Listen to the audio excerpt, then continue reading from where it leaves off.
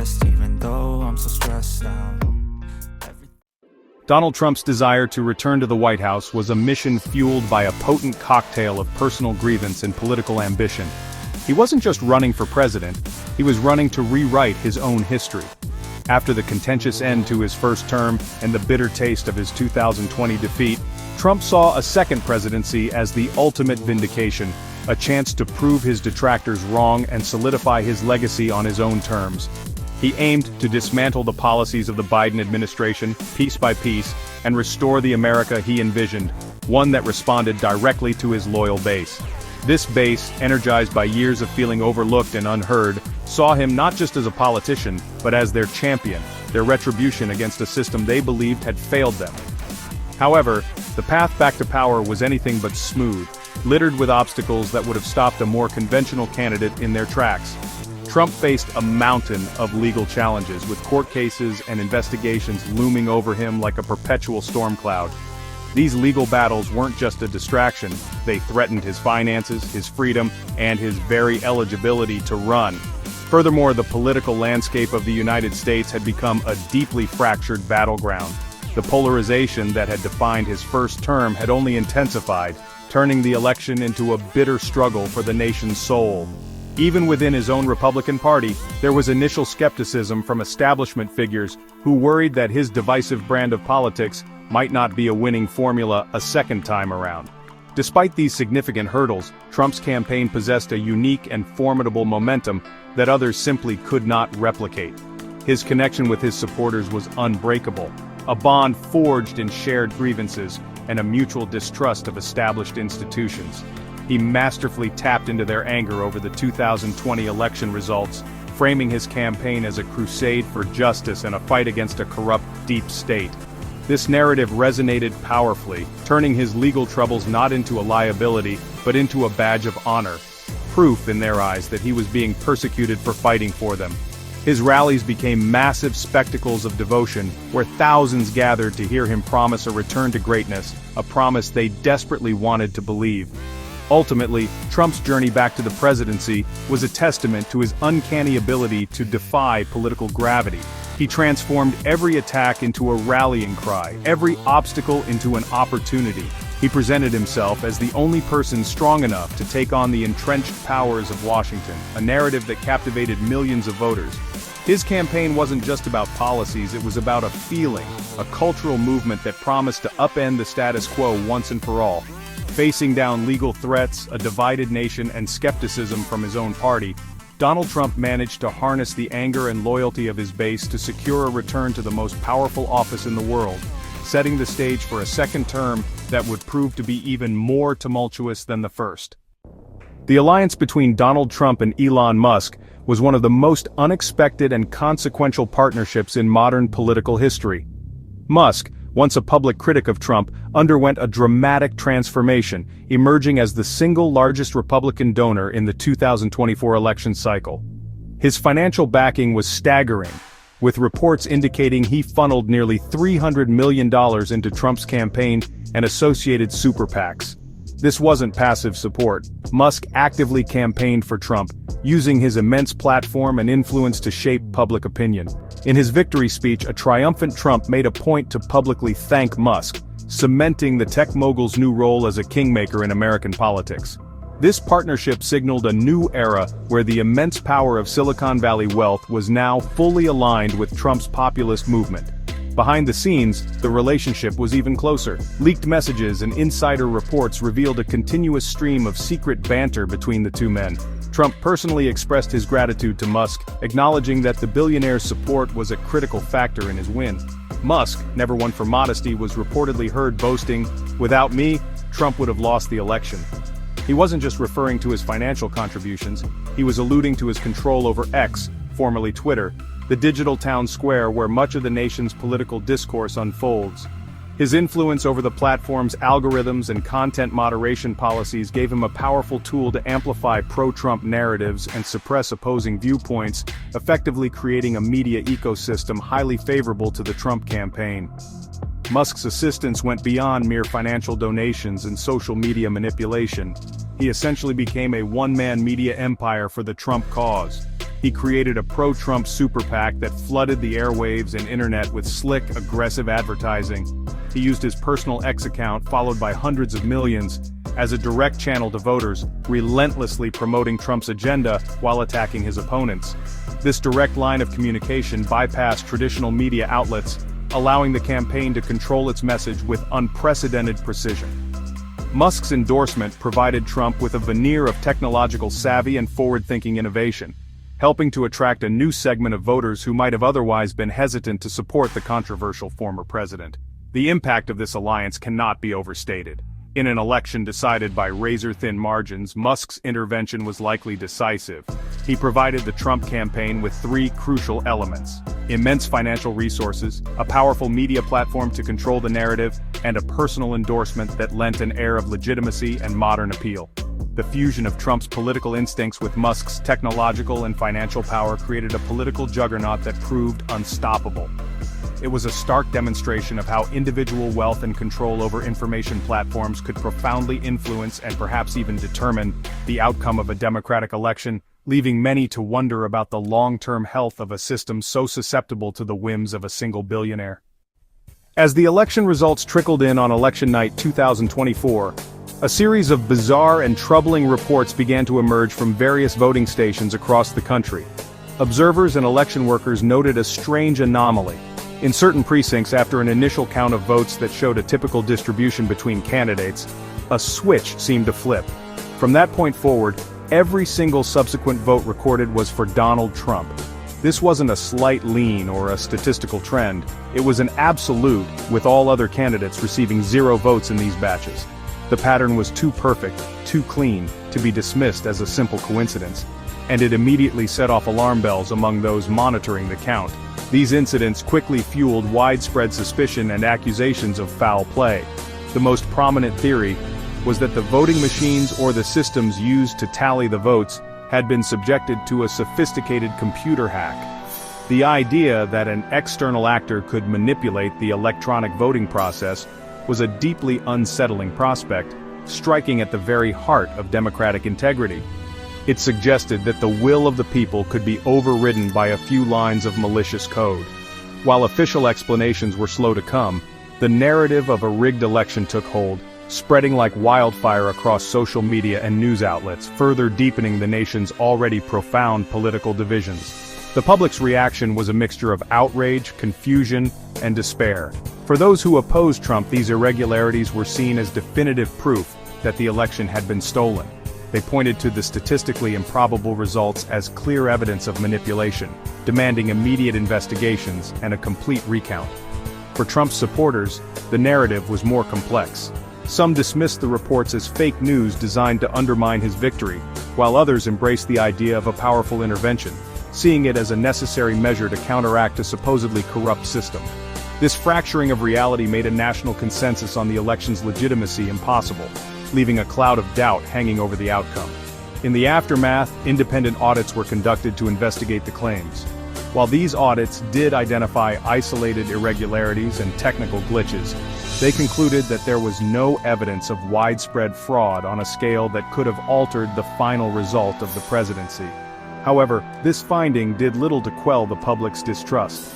The damage had already been done. The mere appearance of impropriety was enough to convince millions of Americans that the electoral process was fundamentally broken and untrustworthy.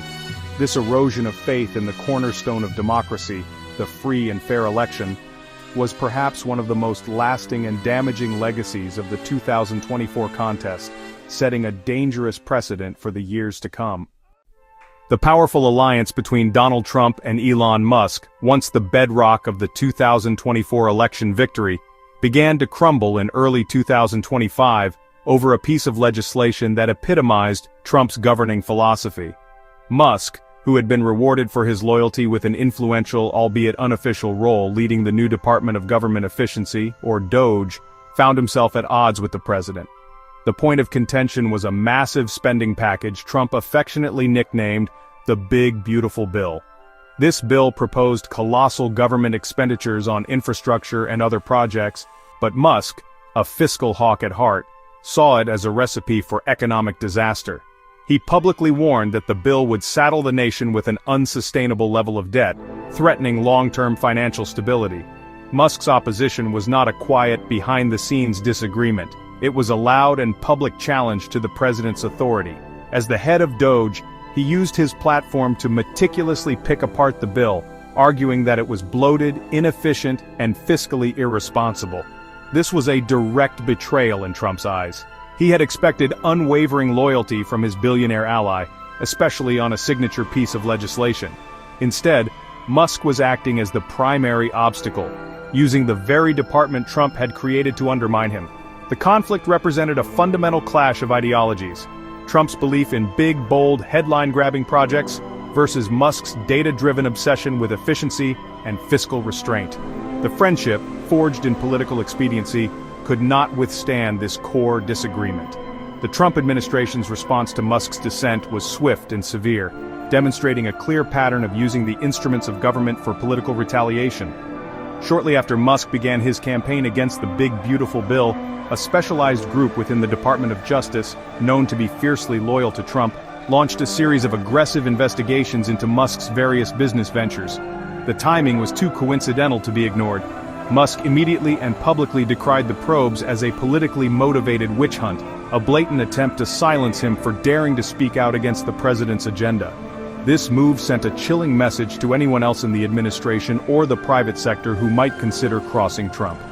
The fallout from this feud was immense. The spectacle of the President of the United States allegedly weaponizing the Department of Justice against the very person who helped him win the election was a shocking development. It exposed the transactional and fragile nature of their alliance and highlighted Trump's intolerance for any form of dissent, even from his closest allies. The dream of a harmonious partnership between political power and technological innovation was dead. In its place was a bitter public feud that captivated the nation, pitting two of its most powerful and unpredictable figures against each other in a high-stakes battle for control and influence, with the nation's economic policy hanging in the balance. As the feud between Elon Musk and Donald Trump escalated into a full-blown war, Musk deployed his most devastating weapon. In a series of explosive posts on X in June 2025, he made a shocking accusation that went far beyond disagreements over fiscal policy. Musk publicly claimed that President Trump was actively covering up files related to the notorious sex trafficker Jeffrey Epstein and his accomplice Ghislaine Maxwell. He didn't just hint at a cover-up. He directly implied that Trump's involvement in the scandal was the reason for the secrecy. This allegation was dynamite, suggesting that the President of the United States might be compromised by one of the most sordid criminal enterprises in recent memory. Musk's claims instantly dominated the news cycle, pushing the nation into a state of stunned disbelief. Trump's initial reaction was exactly what the world had come to expect: immediate, aggressive, and full of blustering denials. He took to his own social media platforms to launch a furious counterattack, labeling Musk a liar, a disgruntled failure, and a traitor. He unleashed a torrent of insults and threats, promising that Musk would face severe consequences for his treasonous allegations. For a few days, the public watched as the two men engaged in a brutal war of words, with Trump's rhetoric growing more heated and honestly more erratic with each passing hour. It was a familiar pattern of behavior from a president who had always believed that the best defense was a relentless and overwhelming offense. Then, just as the confrontation reached its peak, something highly unusual happened. Donald Trump went silent. After days of non-stop attacks, the posts about Musk and Epstein abruptly stopped. The president's social media feed reverted to other topics, and he refused to answer any questions from the press about the matter. This sudden and uncharacteristic silence was, in many ways, more alarming than his initial fury. For a man who never backs down from a fight and feels compelled to have the last word on every subject, his refusal to address Musk's explosive claims was deeply unsettling. It led to rampant speculation that Musk's allegations had, for once, hit their mark, and that Trump had been advised or forced to cease his attacks. The abrupt end to Trump's tirade left the public with more questions than answers. Had Musk presented evidence privately that forced Trump to back down? Were there powerful figures behind the scenes who intervened to stop the conflict from escalating further? Or was Trump simply waiting for the right moment to retaliate in a more covert way? Whatever the reason, the episode left a permanent stain on his presidency. Musk's accusations, followed by Trump's strange silence, created a powerful and enduring suspicion that there was truth to the claims. The specter of Jeffrey Epstein now loomed over the White House, a dark cloud of unanswered questions that would follow Trump for the remainder of his term. A central pillar of Donald Trump's economic strategy has always been the aggressive use of tariffs. In simple terms, a tariff is a tax imposed on goods imported from other countries. The traditional purpose of tariffs is twofold: to protect a nation's domestic industries from foreign competition by making imported products more expensive, and to serve as a bargaining chip in international trade negotiations. For example, a country might place a tariff on foreign steel to encourage builders to buy steel made at home, thereby supporting local jobs and factories. Trump, however, wielded tariffs less as a surgical tool and more as a sledgehammer, viewing them as the primary solution to America's economic woes and a way to project strength on the global stage. President Trump's approach was to impose sweeping, across-the-board tariffs on a vast array of goods from countries around the world, most notably China and European allies. His core belief was that these taxes would force companies to move their manufacturing operations back to the United States, creating a renaissance of American industry, and bringing back jobs that had been lost over decades. He frequently boasted that other countries would be paying these taxes, pouring billions of dollars into the U.S. Treasury. This simplistic explanation resonated with his supporters, who saw it as a long overdue effort to stand up for the American worker and put America first in a globalized economy that they felt had left them behind.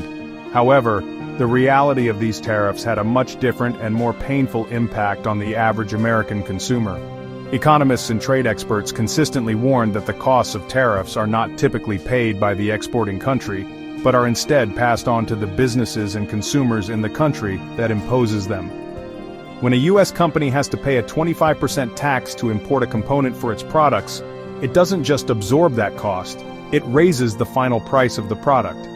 This meant that the cost of everything from washing machines and furniture to clothing and food began to climb, putting a significant strain on family budgets across the country. This economic pressure disproportionately harmed working-class and lower-income households, the very people Trump claimed to be championing. These families spend a larger portion of their income on basic necessities, so even small price increases on everyday goods have a major impact on their ability to make ends meet. While the promised manufacturing boom largely failed to materialize, the cost of living continued to rise. The tariffs, intended to be a shield for American industry, instead became a direct financial burden on the American people. They were a constant, painful reminder that the complex dynamics of global trade could not be solved with simple, aggressive policies without causing significant collateral damage at home. Donald Trump's second term has been defined by a governing style that consistently pushes the boundaries of American democratic traditions. Critics both at home and abroad have described his leadership as bordering on autocracy, marked by a profound disregard for the checks and balances fundamental to the U.S. system. He has frequently expressed impatience and contempt for legal and constitutional constraints, at one point openly questioning the need to follow the Constitution by claiming that his authority as president is the final say. This approach treats the executive branch not as one of three co-equal branches of government, but as the supreme power in the land, a mindset more aligned with a monarchy or dictatorship than a republic. This drift towards autocratic behavior is evident in his treatment of democratic norms and institutions. He has continued his attacks on the free press, the judiciary, and the intelligence community, viewing any institution that challenges his authority as part of a deep state conspiracy against him. His cabinet appointments have often prioritized personal loyalty over experience or qualifications, creating an administration that functions more to serve the president's personal whims than the public good. This concentration of power and dismissal of established processes has alarmed constitutional scholars who warn that such actions erode the very foundations of American democracy, making the government less accountable to the people it is meant to serve. On the international stage, Trump's erratic behavior and perceived lack of political knowledge have not gone unnoticed. His bombastic threats followed by sudden reversals have made him a subject of ridicule among other world leaders. According to reports from diplomatic circles, he has earned the private nickname Taco. This moniker is said to have originated from his tendency to fold on his tough-talking positions, much like a taco shell. One moment he might threaten a trade war or military action, and the next he might back down completely or change his stance without warning. This unpredictability has undermined America's credibility, making it difficult for allies to trust the United States as a stable and reliable partner. The global mockery is more than just a matter of presidential ego. It has tangible consequences for American influence and national security. When allies see the US president as unpredictable, and adversaries see him as someone who can be easily manipulated or who doesn't follow through on threats, America's position in the world is weakened. The taco nickname, while seemingly trivial, is a symptom of a much larger problem, a loss of respect for the American presidency. Trump's leadership style, which he views as strong and decisive, is often perceived by the rest of the world as chaotic and unreliable, leaving the United States more isolated and less influential than ever before. During his 2024 campaign, Donald Trump made a solemn promise to the American people regarding the attempted assassination that had occurred in Butler, Pennsylvania. He vowed that, if elected, he would use the full power of the presidency to uncover the complete truth behind the attack, suggesting a deeper conspiracy was at play. This promise resonated with his supporters, who were eager for answers and justice. However, since taking office for his second term, the president has been conspicuously silent on the matter. The investigation he promised has not been mentioned, and questions from the press about the Pittsburgh area incident are consistently ignored or brushed aside. This unfulfilled promise stands as a stark example of a pledge made for political gain during a campaign, only to be abandoned once power was secured. In stark contrast to his silence on the assassination attempt, President Trump has been loudly and proudly focused on creating grand spectacles of military power. For his birthday, he ordered a massive military parade to be held in Washington, D.C., a display of might on a scale rarely seen in the nation's capital. The official cost of this event was estimated to be in the hundreds of millions of dollars, a staggering sum for mobilizing thousands of personnel, transporting heavy equipment like tanks and missile launchers, and staging elaborate flyovers. This figure, however, did not include the hidden costs, such as the extensive and expensive repairs required for the city streets, which were not designed to handle the weight of 70-ton armored vehicles. Beyond the astronomical expense, the parade raised grave national security concerns among military and intelligence experts. Publicly announcing the time and location where a significant concentration of high-value military assets would be gathered created a tempting target for America's adversaries. In modern warfare, as demonstrated by Ukraine's effective use of drones against Russian military convoys and airfields, concentrated assets are vulnerable assets. Staging such a parade essentially provided a roadmap for a potential coordinated attack, whether through drones, missiles, or other means. This unnecessary risk was taken not for any strategic military purpose, but for the sake of political theater and personal aggrandizement. The decision to hold the parade also created a strategic vulnerability by pulling critical military resources away from their primary duties. By concentrating so much equipment and personnel in one location for a ceremonial event, it potentially left other regions of the country or overseas bases less protected. Security analysts worried that a foreign adversary could use the distraction of the parade as an opportunity to engage in aggressive actions elsewhere, knowing that a portion of America's military attention and resources were focused on the spectacle in Washington.